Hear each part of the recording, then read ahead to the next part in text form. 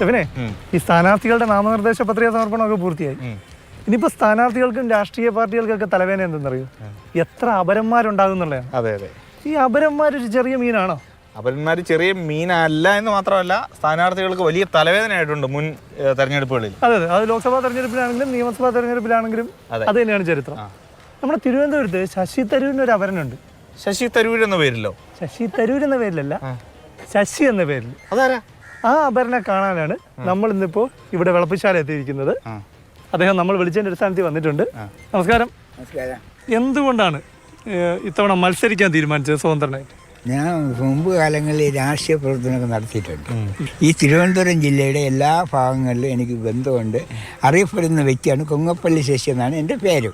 മുൻപ് ഒരു തെരഞ്ഞെടുപ്പിലും ഞാൻ മത്സരിച്ചിട്ടില്ല, പഞ്ചായത്ത് തെരഞ്ഞെടുപ്പിലും മത്സരിച്ചിട്ടില്ല. പക്ഷേ എനിക്ക് ഇപ്പോൾ തോന്നി പാർലമെന്റിലേക്ക് നോമിനേഷൻ കൊടുക്കണമെന്ന്. മത്സരം ഒരു മാസ് മത്സരം എതിരെ മത്സരിക്കുന്ന ആരാന്നൊക്കെ അറിയാലോ, ശശി തരൂർ. അതുകൊണ്ട് തന്നെയാണ് ഞാൻ നോമിനേഷൻ കൊടുത്തത്. കാര്യം പറഞ്ഞാൽ ശശി തരൂർ 3 പ്രാവശ്യം നമ്മുടെ തിരുവനന്തപുരം മണ്ഡലത്തിൽ മത്സരിച്ച്. പക്ഷേ അങ്ങനെ ഈ MP ആരാണെന്ന് പോലും ജനങ്ങൾക്ക് അറിഞ്ഞുകൂടാ.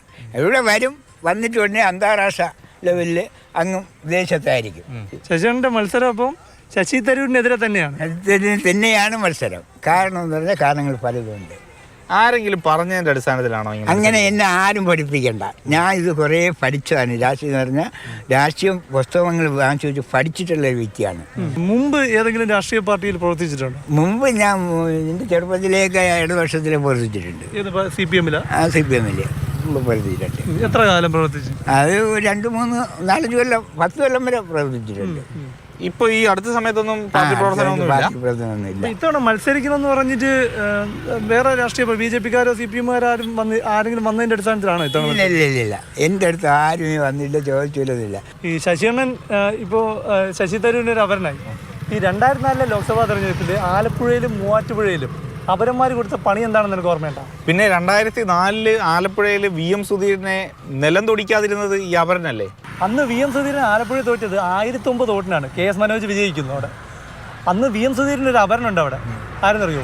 VS സുധീരൻ. VS സുധീരൻ അന്ന് 8000-ലധികം വോട്ട് പിടിച്ചു. അതായത് അങ്ങനെ ഒരു അപരൻ ഇല്ലെങ്കിൽ അന്ന് സുധീരൻ ജയിച്ചു പോയനെ. തോറ്റ ചരിത്രം മാത്രമല്ല, കഷ്ടിച്ച് ജയിച്ചു കയറി പോയ ചരിത്രമുണ്ട് മൂവാറ്റുപുഴയിൽ. ഓർമ്മയില്ലേ? അതെടാ സ്റ്റെഫിനെ, മൂവാറ്റുപുഴയിൽ PC തോമസിന് അന്ന് 2 അപരന്മാരുണ്ട്. 2 PC തോമസ് എന്നുള്ള പേരിലാണ്. ഇവർ രണ്ടുപേരും കൂടി അന്ന് ഏകദേശം 5000-ലധികം വോട്ട് പിടിച്ചു. എന്നിട്ടും PC തോമസ് 500-ലധികം വോട്ടിന് ജയിച്ചു. കഷ്ടിച്ചാണ് ജയിച്ചത്. ആ തെരഞ്ഞെടുപ്പിന് പ്രത്യേകത ഉണ്ട്. NDA ആദ്യമായി ഒരു സ്ഥാനാർത്ഥി കേരളത്തിൽ ജയിക്കുന്നു എന്നതും ആ തെരഞ്ഞെടുപ്പിന്റെ പ്രത്യേകതയാണ്. അപ്പോഴും അപരൻ അവിടെ വലിയ തോതിൽ തലവേദന ഉണ്ടാക്കി. കാരണം അപ്പോഴേ നമ്മൾ ഈ പറഞ്ഞുകൊണ്ടിരുന്നത് കഴിഞ്ഞ തെരഞ്ഞെടുപ്പുകളിൽ അപരന്മാരുണ്ടാക്കിയ തലവേദന. ശശി തരൂരിന് തലവേദന ആവോ? ഇല്ല, ആവട്ടെ.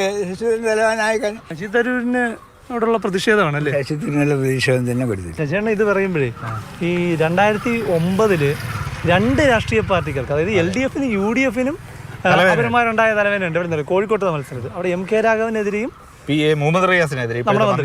മുഹമ്മദ് റിയാസിന്റെ അപരന്മാർ അന്ന് പിടിച്ചത് 6700 വോട്ടാ. പക്ഷേ MK രാഘവന്റെ അപരന്മാർക്കെല്ലാം കൂടി 2700 വോട്ടേ കിട്ടിയുള്ളൂ. അതുകൊണ്ട് അദ്ദേഹം 1800 വോട്ടിന് അങ്ങ് കഷ്ടിച്ച് കയറി. അതെ. അപ്പോൾ അതുകൊണ്ട് ഈ അപരന്മാർ എപ്പോഴും ഒരു തലവേദന ഉണ്ടാക്കുന്നുണ്ട് കേട്ടോ.